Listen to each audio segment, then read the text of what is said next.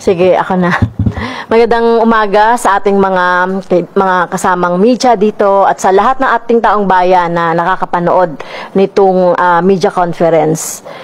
So, ang masasabi natin, ang may kasalanan, dapat pinapanagot, hindi pinapalusot.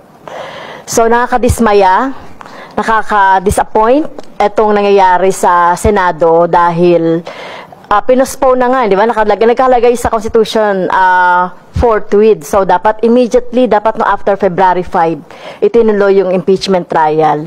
Pero ang daming dahilan, di ba? May election daw, may kampanya daw.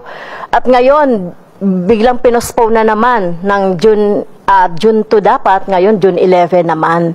At ito na naman ang sinasabi ng Senado, no, sa pamumuno ni Senate President Escudero, ay ito na namang mga legislative agenda daw na mga naiwan.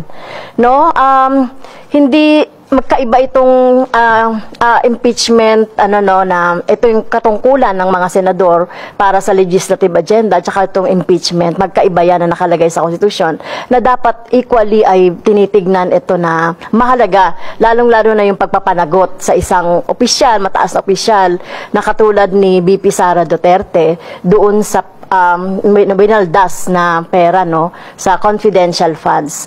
So hindi na lang ito confidential funds, no?